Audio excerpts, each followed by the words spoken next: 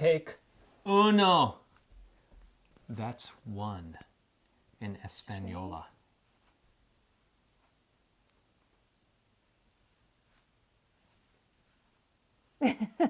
You're weird. What was that for? Okay. Same if you do it. You did it. Love Ed with Julie and MJ. Today, we're going to address that dating conundrum. How do you keep those mushy, gushy, tingly, bingly, lovey-dovey emotions under control? Welcome back to Love Ed with Julie and MJ, where we're finishing our discussion on the intimacy and posture of romance. As we continue our series on relationology. If you don't know what an intimacy imposter is, we encourage you to click on the word relationology on your screen and start with the first video in this series. But if you've been following along with us thus far, we shared in last week's recommended readings that the secret to determining the difference between actually having true love or just infatuation is incredibly simple. Whereas in intimacy, your relationship is driven by knowing and being known. With infatuation, for lack of better words, your relationship is driven by feeling and being felt. Like so. And you're not just talking about physical touch. No. To be sure, relationships ruled by intimacy usually do involve a lot of physical touch, or at least longing to touch. Don't touch, but want to touch, but don't touch. But no, when we're talking infatuation, we're talking about feeling in every sense of the word. Like I feel like I've known them my whole life. You make me feel something I've never felt before. So what's the solution? You're good at pointing out what we do wrong in relationships. Thank you. Thank you. That's what I'm good at. But what do we want to encourage the wise individual to do? To begin with the end in mind. What, in marriage? Farther. Farther, like... Farther into the future. To death? Well, how about the 50th wedding anniversary? Well, what if the relationship's going to end in a breakup? I mean, much less even get past the second date. So how can we be thinking about the 50th anniversary? Well, you still want to shoot for the same end either way. Which is? A friendship. Isn't that the thing that you and I enjoy primarily here, almost 23 years into marriage? It's just a great friendship? Yes. Yes, it is. We're friends. Yeah, We're that's friends.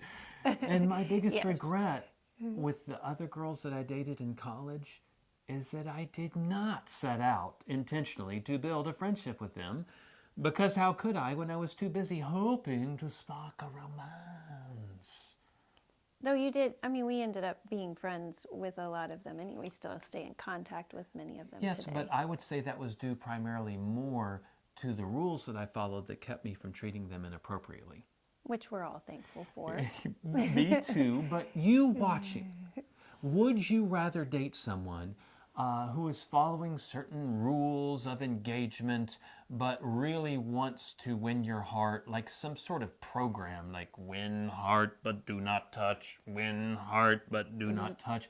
Or would you rather go out with someone who wants to simply get to know you as a friend because they see value in you as a person, whether or not you wind up becoming boyfriend, girlfriend, or just better friends? So the end we have in mind is friendship. Yes. Now, I know the world promotes the idea that to get the most out of dating means feeling more. Whether that means kissing, making out, hooking up, or just feeling the wonderful emotions of being in love. But that doesn't typically end very well. No, because it's the opposite of friendship. It's selfish. It's I want to feel more. I want to get more. If necessary, I will attempt to take more from the person I'm dating. That mindset does not build healthy relationships. But maybe you're wondering what a dating relationship that began as a friendship instead of a romance, what that would even look like. Yeah, and that's why we share various pieces of our own dating story in past episodes of Love Ed. And if you click on the link on the screen, you can see the most watched of those videos. It's actually called Will God Tell You Who to Lick? It's called Will God Tell You Who to Date? It's actually one of the top 5 most watched Love Ed episodes of all time. But if you click on the link below this video, you can go to our About page and watch all the videos that share our story. You'll also find links to this week's recommended readings on how you can put friendship ahead of romance in your own dating life.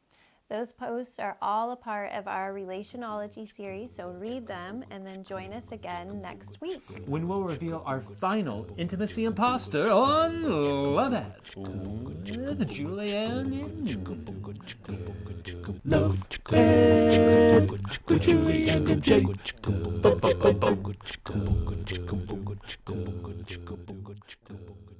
There's a storm coming. Storm coming. I told you there was a storm coming. If you click on the lick. Yeah, if I could have rescued it, but I still couldn't get my line. I was leaning in to let you lick me. That's We have been married a long time.